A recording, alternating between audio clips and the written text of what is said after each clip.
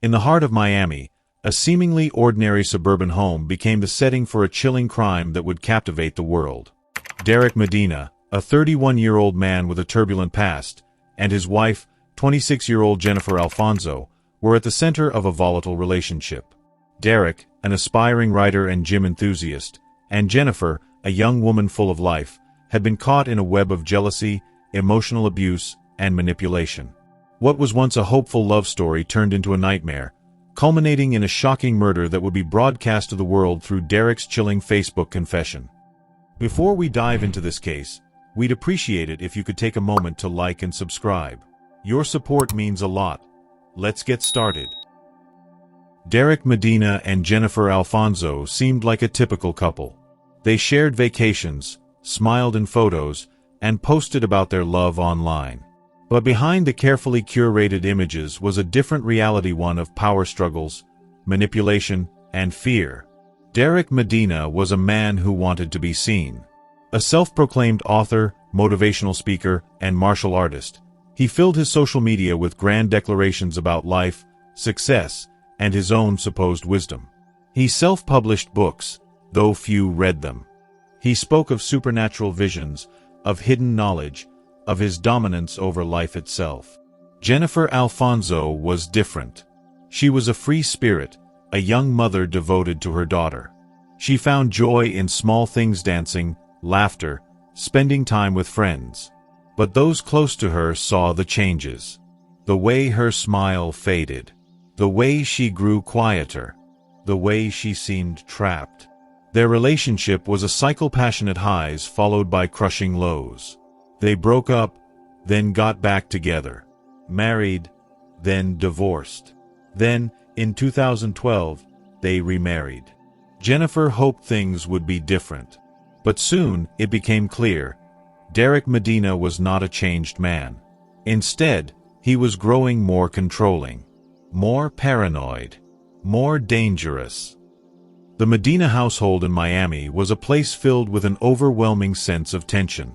From the outside, it appeared to be an ordinary suburban home, a modest residence where a young couple might have lived happily. But within those walls, the reality was much darker. Derek Medina and Jennifer Alfonso's marriage had been anything but normal. While their early days together were filled with love and promises of a happy life, over time, cracks began to form, leading to a volatile and abusive relationship.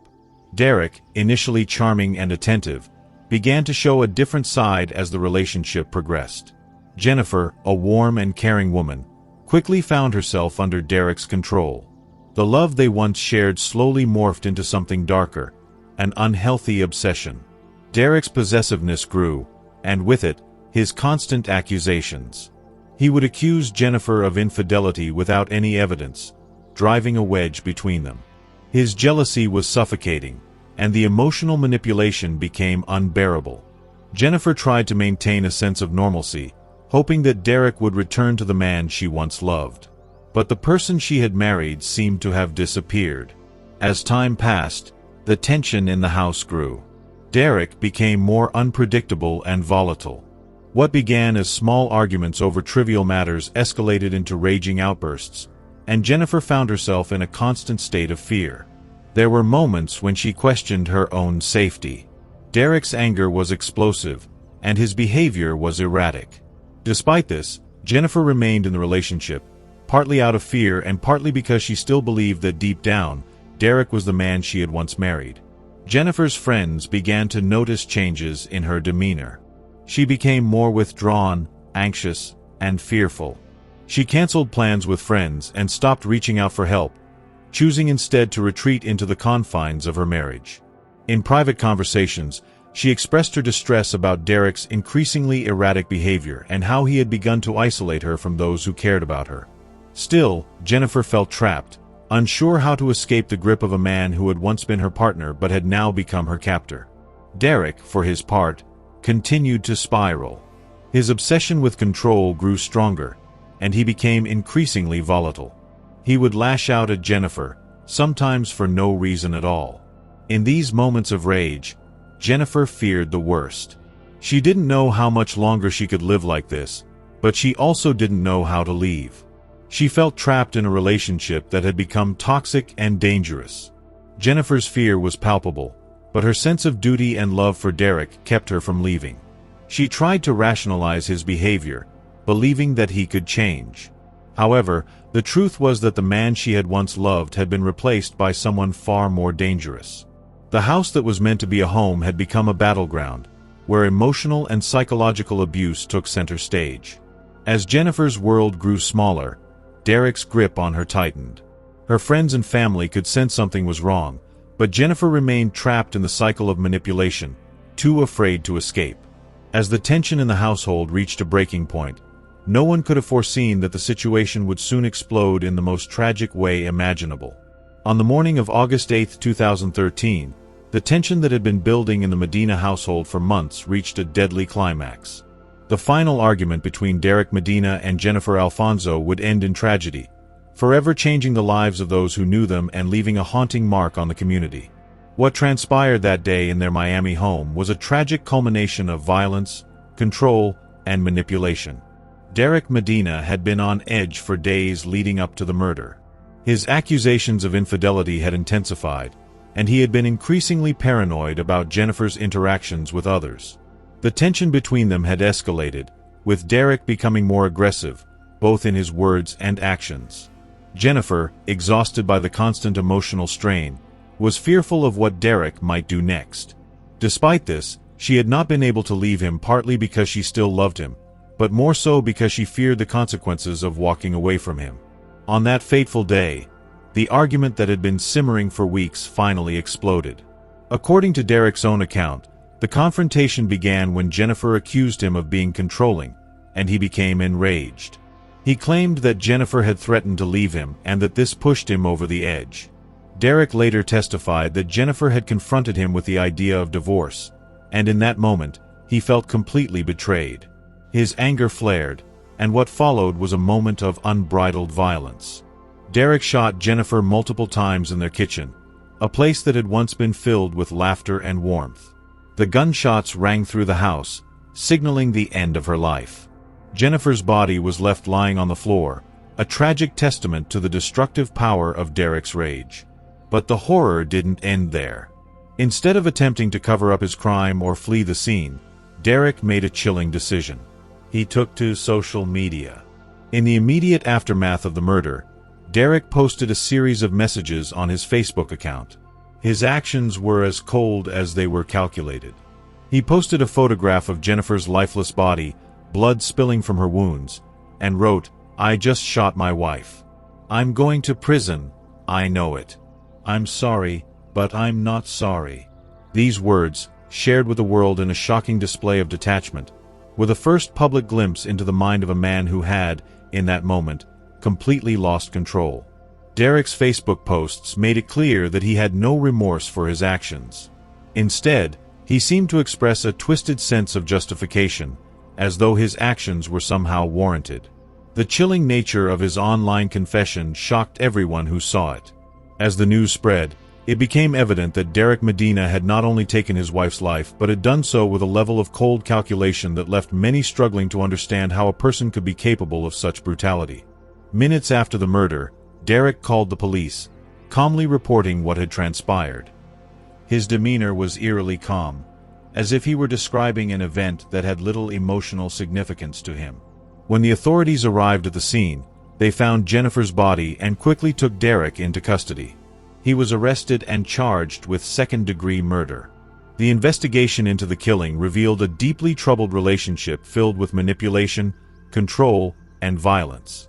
Derek's behavior leading up to the murder, coupled with his chilling online confession, painted a picture of a man who had crossed a line from emotional abuse to outright brutality. The murder of Jennifer Alfonso was not just a tragic event in itself, but also a horrifying reflection of the dangers of unchecked anger, jealousy, and control. Derek Medina's actions that day would haunt the lives of Jennifer's friends, family, and all who had known her. It was a brutal reminder that behind the doors of seemingly ordinary homes, there can be stories of violence and terror, hidden away until they can no longer stay concealed. In the hours following the tragic murder of Jennifer Alfonso, Derek Medina's actions took a chilling and highly public turn. As Jennifer's body lay lifeless on the floor of their Miami home, Derek made an unprecedented decision to share the details of the crime on social media. The world would soon learn of his horrifying actions not through a police report or a 911 call, but through a series of Facebook posts, a chilling testament to the depths of his detachment from the gravity of his crime. After shooting Jennifer, Derek Medina did not flee the scene or attempt to cover up his tracks. Instead, he took a moment to compose himself and then sat down at his computer. The sense of remorse or panic that one might expect in such a horrific situation was entirely absent. Instead, Derek's first instinct was to broadcast the murder to his Facebook friends, as if to make a grotesque public declaration of what had just transpired. He uploaded a photo of Jennifer's lifeless body, blood pouring from her wounds, and captioned it with a brief, yet chilling message. "I just shot my wife. I'm going to prison, I know it. I'm sorry, but I'm not sorry." These words, stark and devoid of any real emotion, shocked those who saw them. It was not the frantic message of someone in distress, but the calculated words of a man who seemed eerily detached from the horror he had just committed. The fact that Derek took the time to post about his crime, rather than acting in a panic or remorse, led many to question his mental state. His cold, methodical approach to the situation suggested a deep-seated sense of entitlement or justification. Rather than seeking help, or even attempting to cover up his crime, Derek seemed to want the world to know exactly what he had done and to somehow make it clear that he felt no regret. In the posts that followed, Derek elaborated on his reasoning, offering a distorted version of events that he believed justified his actions. He claimed that Jennifer had been disrespectful to him and had threatened to leave the marriage. In his mind, he had been pushed to the brink, and the shooting was a result of Jennifer's alleged betrayal. These twisted justifications were displayed for all to see, further revealing Derek's inability to comprehend the severity of his crime. His attempt to rationalize his actions only painted him in a more disturbing light. As friends and family members began to see Derek's Facebook posts, the horror of what had happened began to spread. Some of his Facebook friends were quick to react, with one friend even commenting, "What the hell, dude? Why did you do this?" Derek responded nonchalantly, further demonstrating his alarming indifference to the gravity of the situation. It wasn't long before the police arrived at the Medina residence. Derek had already called 911 to report the shooting, but it was clear that he had no intention of evading responsibility for his actions. When law enforcement officers entered the house, they discovered the brutal scene and quickly arrested Derek. Despite the shock and horror of his actions, he remained eerily calm, almost as if he were unaffected by the reality of the murder he had just committed. Derek's Facebook confession would become one of the most notorious aspects of the case. It raised numerous questions about his state of mind and what drove him to commit such a horrific act. Some speculated that the public nature of his confession indicated a desire for attention, while others believed it was an attempt to control the narrative surrounding Jennifer's death. Regardless of his motives, the Facebook posts were a window into Derek Medina's psyche, a window that revealed a disturbing lack of remorse and an unsettling desire to share his crime with the world. Derek's Facebook confession would become one of the most notorious aspects of the case. It raised numerous questions about his state of mind and what drove him to commit such a horrific act.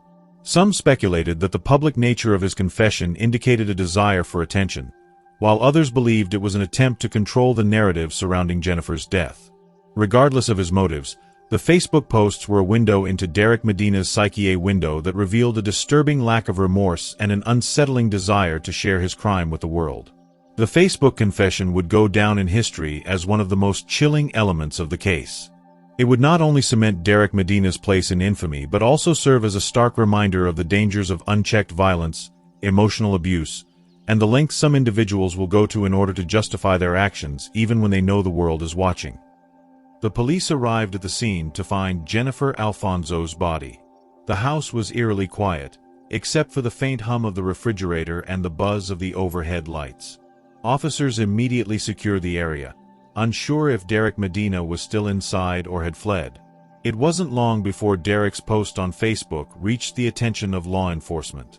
They knew they had to act fast, especially after seeing the disturbing image attached to his confession.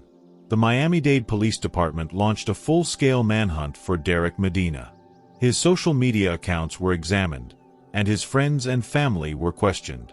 The investigation quickly revealed a volatile history, one marked by accusations of abuse, both physical and emotional. Jennifer's friends spoke of her troubled marriage, her fears, and her hesitations. They recalled how she'd told them about Derek's temper, about how he often tried to control every aspect of her life. And yet, she kept returning. She kept hoping things would change. As the investigation unfolded, authorities realized that Derek Medina wasn't a stranger to violence. In fact, he had a history of outbursts, incidents of road rage, and explosive behavior. But what struck them most was the way he seemed to view his actions, without remorse, almost as if it was justified. Detectives were now facing a chilling realization. This wasn't a crime of passion. This was something more calculated, something darker. The search for Derek Medina continued for hours. Law enforcement scoured Miami-Dade County, checking his known hangouts, reaching out to friends and family. Meanwhile, the public waited with bated breath, following every update through news reports and social media. Finally, hours after the murder, Derek Medina was captured in the nearby Everglades. He was found wandering, disoriented but calm, as though he had no real plan. Police arrested him without resistance. When questioned, Medina showed no real emotion. His confession, now a matter of public record, remained unchanged. He spoke of his relationship with Jennifer in a detached, almost clinical manner, detailing the fights, the anger, and his decision to kill her. There was no sign of remorse, no sign of regret. Instead, Medina seemed to view his crime as a final act of control, one that would bring an end to the chaos of his marriage. Derek Medina's trial would become a media spectacle, not just because of the brutality of the crime, but because of the bizarre nature of the crime itself. His use of social media, his attempt to take credit for the murder, was unprecedented in many ways. The prosecution argued that Medina had planned the murder, that he had thought through his actions and consciously chose to end Jennifer's life. The fact that he had posted the crime to Facebook suggested a disturbing need for attention and validation. The defense, on the other hand, claimed that Medina had snapped in a moment of rage, that he had been emotionally pushed to the brink by his toxic relationship with Jennifer. But the jury wasn't convinced. They saw a man who had made a deliberate choice, a man who had orchestrated the killing. The trial was a battle of narratives. The prosecution painted Derek Medina as a manipulative, controlling man who had orchestrated his wife's murder for his own gain. The defense tried to portray him as a victim of his own emotions, pushed too far by Jennifer's actions. But the evidence was clear. The Facebook post, the gunshot wounds, the testimony from Jennifer's friends. Everything pointed to the same conclusion. Derek Medina had murdered his wife, and he was proud of it. On September 11, 2014, Derek Medina was found guilty of second-degree murder in the killing of Jennifer Alfonso. The jury deliberated for just a few hours before delivering their verdict. Medina was sentenced to life in prison without the possibility of parole. The judge noted the cruelty of the crime, the callousness with which he had killed his wife, and the manner in which he had broadcasted his actions to the world. Jennifer Alfonso's family and friends had waited for justice, and now they had it. But no sentence could bring Jennifer back. No punishment could undo the damage done to her daughter, to her loved ones, to the community that had once seen her as vibrant, full of life. Derek Medina's crime left scars that would never heal. For those who knew Jennifer Alfonso, her death was a painful reminder of the toxic nature of some relationships. It was a wake-up call about the dangers of emotional and physical abuse, and how difficult it can be to escape from those situations. Jennifer's friends created a foundation in her honor, one focused on raising awareness about domestic violence and providing resources for those who find themselves trapped in similar situations. They hoped that Jennifer's story would serve as a cautionary tale, one that would prevent future tragedies. As for Derek Medina, his story remains a chilling example of a man who, instead of seeking help, sought to dominate and control. A man who couldn't cope with his own insecurities, and whose need for power ultimately led him down a path of destruction. In the end, Derek Medina's crime was not just a tragic loss of life. It was a painful reminder that appearances can be deceiving, that not everything seen on social media is what it seems. And perhaps most chillingly, it was a stark warning about the dangers of unchecked rage, control, and obsession. The tragic murder of Jennifer Alfonso by Derek Medina reveals the terrifying consequences of emotional abuse and control. Derek's chilling Facebook confession, shared moments after the killing, exposed his lack of remorse and twisted justification. The case highlights the dark side of domestic relationships, where manipulation can escalate to violence. Jennifer's death serves as a stark reminder of the dangers of unchecked emotional abuse and the need for awareness and intervention. While Derek was arrested and charged, the devastating loss of Jennifer left an indelible mark on her loved ones, forever changing their lives. What are your thoughts on this chilling case? Share your opinion in the comments below, and let's discuss the impact of emotional abuse and violence.